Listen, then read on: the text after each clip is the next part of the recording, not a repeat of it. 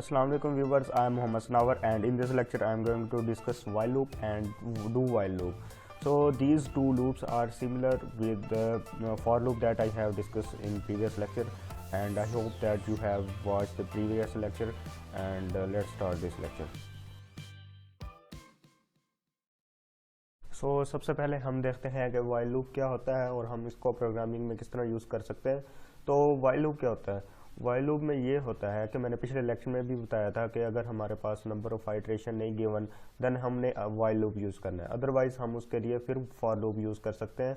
तो while loop में जो वर्किंग है वो कंडीशन बेस पे होती है कि अगर उसमें कंडीशन होती है, अगर वो कंडीशन ट्रू होगी तो उसके अंदर जो स्टेटमेंट है या कोड है वो एग्जीक्यूट होगा। अगर कंडीशन फॉल्स होती है तन क्या होगा कि जो है लूप ब्रेक हो जाएगा, तो फिर उसके बाद वो एग्जीक्यूट नहीं होगा कोड। तो हम एग्जांपल के थ्रू देख लेते हैं वो किस तरह वर्किंग होती है।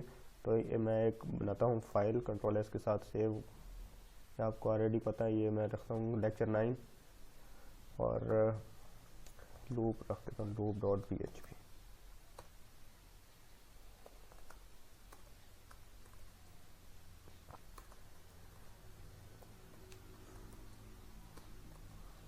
Lecture 9 tag.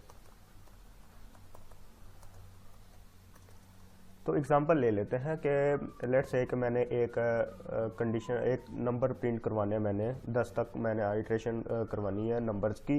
तो कंडीशन मैं रख देता हूं कि अगर वो जो है कंडीशंस 10 से लेस देन होगी तो हमारा जो लूप है वो आइट्रेट होता रहे। वो किस तरह, मतलब कि मैं ये कहना चाह रहा हूँ कि हमारे पास एक वेरिएबल है, उसमें मैं कोई भी वैल्यू रख देता हूँ, 1 रख देता हूँ। तो वाइल लूप मैं यूज़ करता हूँ। वाइल लूप का पहले मैं सिंटैक्स बता देता हूँ, वाइल एंड उसके बाद हम इसमें देते हैं कंडीशन, और उसके बाद हमारा जो है वो लूप बॉडी होगा, इसको लूप बॉडी कहते हैं। इसके अंदर हमारा जो कोड है वो होगा, जो भी स्टेटमेंट हमने एग्जीक्यूट करवानी है वो इसके अंदर होगी। तो कंडीशन मैं ये देता हूँ कि अगर ये जो वैल्यूज़ है वो 10 से लेस देन होगी या 20 से लेस देन होगी, देन ये जो ब्लॉक ऑफ कोड है ये एग्जीक्यूट होता रहे। ठीक है, तो कंडीशन ये मैं रख देता हूँ कि ये जो वेरिएबल में जो वैल्यू होगी वो लेस देन 20 रख देता हूँ कि जब तक ये लेस देन 20 ये ट्रू होता रहेगा तब तक इसके अंदर जो भी कोड होगा वो एग्जीक्यूट होता रहेगा। तो यहाँ पे मैं इसको इंक्रीमेंट लगा देता हूँ कि ये इंक्रीमेंट भी हो। तो सबसे पहले क्या हुआ कि यहाँ पे पड़ी थी 1 वैल्यू, तो यहाँ पे आया, उसने चेक किया कंडीशन ट्रू होगी, उसके बाद इसने अंदर आना है, अंदर जो भी कोड होगा वो उसने करना है एग्जीक्यूट। यहाँ पे मैं इको करवा लेता हूँ, दिस इज वाइल लूप, और इसके बाद मैं br टैग यूज़ कर लेता हूँ। तो डायरेक्ट हम br टैग नहीं यूज़ कर सकते, उसके लिए 2 मेथड्स हैं। या तो आप कनकैट कर दें, अगर कनकैट करना है फिर उसको डबल कोट्स में ऐसे यूज़ कर सकते हैं। ठीक है, अगर इस तरह नहीं करना तो फिर आप इसके अंदर डबल कोट्स में यहाँ पे भी यूज़ कर सकते हैं, सेम एज डेट। तो अब मैं ये कह रहा था कि जब ये कंडीशन ट्रू होगी तो उसके बाद उसने आना अंदर, और उसके बाद उसने ये जो कोड है, ये जो स्टेटमेंट है उसने एग्जीक्यूट करना है। तो उसके बाद उसने करना इंक्रीमेंट बाय 1 किया उसने, तो ये 2 हो जाएगा 2। उसके बाद फिर यहाँ पे आएगा, फिर चेक करेगा, देन कंडीशन ट्रू हो रही है तो फिर उसके बाद इसने एग्जीक्यूट करना है। तो इस तरह ये करता रहेगा इंक्रीमेंट, और जब ये कंडीशन फॉल्स हो जाएगी, यानी कि लेट्स ये कंडीशन कब फॉल्स होगी, जब ये 20 पे पहुंचेगा, 20 लेस देन 20, तो ये फॉल्स हो जाएगी कंडीशन। उसके बाद ये जो कोड होगा वो एग्जीक्यूशन जो है वो ब्रेक हो जाएगी। तो ये चेक कर लेते हैं किस तरह वो वर्किंग हो रही है। जाते हैं यहाँ पे लोकल होस्ट लेक्चर 9 और loop.php। तो ये देखें, ये 20 टाइम्स ये उसने एग्जीक्यूट कर दिया। तो ये इस तरह वर्किंग हो रही है। तो वाइल लूप में आपने ये चीज़ आपने ध्यान रखनी है कि वो कंडीशन बेस पे चलता है। जब कंडीशन ट्रू होगी तो उसके अंदर जो भी कोड होगा वो एग्जीक्यूट होगा। अगर कंडीशन जब ये फॉल्स हो जाएगी तो जो है उसके एग्जीक्यूशन वो ब्रेक हो जाएगी, लूप टूट जाएगा। तो ये इसको हम इनफाइनेट टाइम भी चला सकते हैं, इनफाइनेट तक। तो इनफाइनेट कब तक, मतलब कि कंडीशंस ट्रू होती रहेगी, बार बार ट्रू होती रहेगी, उसके अंदर जो कोड है वो चलता रहेगा इनफाइनेट टाइम। तो लेट से मैं यहाँ पे रख देता हूँ, कोई भी रख देता हूँ, इस तरह भी कर सकते हैं, तो इस तरह भी चल सकता है। ये देखें ये चलता जा रहा है। या कोई भी कंडीशन रख दें, अगर मैं खुद से ही कंडीशन रख देता हूँ कि ग्रेटर देन 0, अब ग्रेटर देन 0 होगी, ये हर बार वो है वो इनफाइनाइट लूप चलेगा। जब भी ये इंक्रीमेंट करेगा बाय 1 करेगा तो वो हमेशा 0 से ग्रेटर ही होगा, तो जो है वो हमारा कोड जो है वो एग्जीक्यूट होता रहेगा। ये देखें लोडिंग में वो थोड़ा सा ले रहा है टाइम, तो ऐसे ये जो है वो एग्जीक्यूट होगा। ये देखें चलता जा रहा है चलता जा रहा है।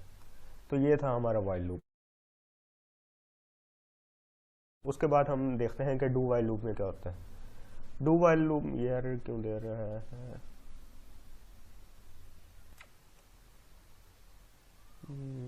इसको ट्रू ही रहने देते हैं,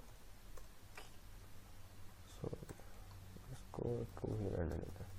तो डू वाइल में ये होता है कि उसके अंदर स्टेटमेंट होती है, सबसे पहले एग्जीक्यूशन जो है वो स्टेटमेंट की होती है, कोड जो है वो एग्जीक्यूट होगा, देन हमारे पास कंडीशन चेक होगी।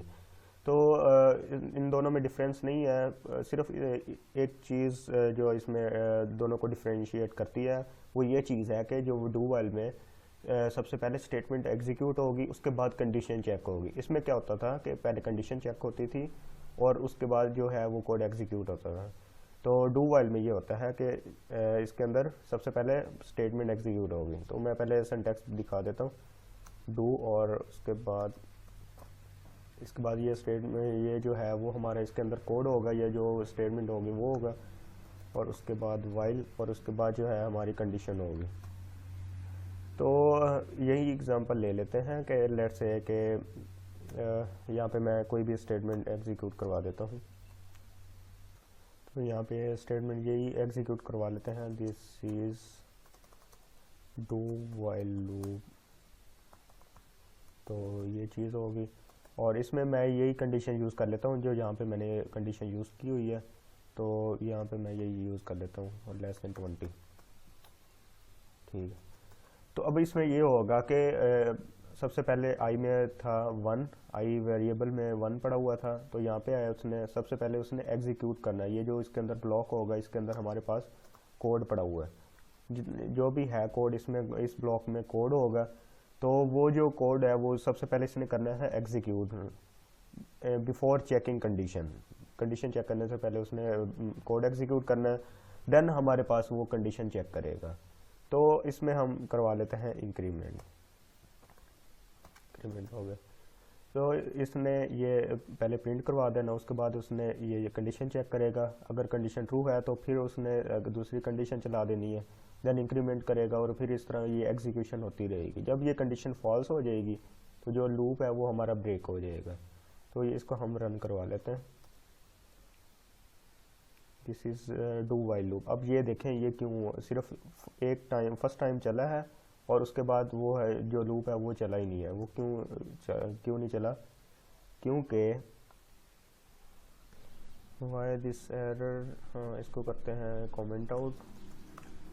अब रन कर देते हैं। अब ये देखें ये जो है हमारे 20 टाइम्स एग्जीक्यूट हो चुका है। तो इसको हम लाइन ब्रेक कर लेते हैं। ये जो है वो हमारा 20 टाइम एग्जीक्यूट हो चुका है। तो आपको अभी लग रहा है कि ये जो है वो सेम जिस तरह ये वाइल लूप वर्किंग कर रहा था, तो ये भी ऐसे ही वर्किंग कर रहा है। तो इन दोनों में डिफरेंस क्या हुआ? तो डिफरेंस वो मैंने ऑलरेडी आपको बताया कि ये सबसे पहले इसकी स्टेटमेंट एग्जीक्यूशन होती है, और देन हमारे पास कोड चेकिंग होती है। तो इससे क्लियर नहीं हो रहा तो मैं वो एक और एग्जांपल दे देता हूँ। लेट्स से कि ये जो है मैं फॉल्स कंडीशन रख देता हूँ। फॉल्स कंडीशन ऐसे है कि मैं यहाँ पे 25 रख देता हूँ। अब इस पे ये होगा कि ये जो है कंडीशन फर्स्ट टाइम ही फॉल्स हो जानी है। तो यहाँ पे आएगा तो उसने ये जो है कोड एग्जीक्यूट करेगा, और फिर उसने जब ये कोड एग्जीक्यूट कर लेगा तो फिर उसने ये कंडीशन चेक करनी है। तो जब ये कंडीशन चेक करेगा तो ये तो फॉल्स हो जाएगी, तो कोड जो है वो हमारा ब्रेक हो जाएगा। तो लेकिन फर्स्ट टाइम एग्जीक्यूशन होगी हमारी, तो हम वहाँ पे जाके चेक कर लेते हैं। तो ये देखें, हालांकि ये यहाँ पे 25 था, तो यहाँ पे उसने कंडीशन फॉल्स कर दी है, लेकिन उससे पहले स्टेटमेंट एग्जीक्यूशन हो चुकी थी। तो ये हमारे पास वाइल लूप और डू वाइल लूप में डिफरेंस होता है कि वाइल लूप में हमारी सबसे पहले कंडीशन चेकिंग होती है and then execution of statement होती है। तो डू वाइल में ये होता है कि सबसे पहले हमारी एग्जीक्यूशन ऑफ स्टेटमेंट होती है and then checking of condition होती है। तो ये था हमारा while loop and do while loop. अगर आपको समझ नहीं आई तो देन आप मुझसे पूछ सकते हैं ग्रुप में भी एंड इनबॉक्स में भी पूछ सकते हैं। एंड नेक्स्ट लेक्चर में इंशाल्लाह हम इसको फर्दर प्रोसीड करेंगे एंड मैंने एक प्रॉपर प्रोजेक्ट अगले लेक्चर में डिस्कस करना है कि हमने किस तरह आगे चलना है, तो वो इंशाल्लाह अगले लेक्चर में मैं डिस्कस करूँगा। एंड मिलते हैं अगले लेक्चर में। अल्लाह हाफिज़।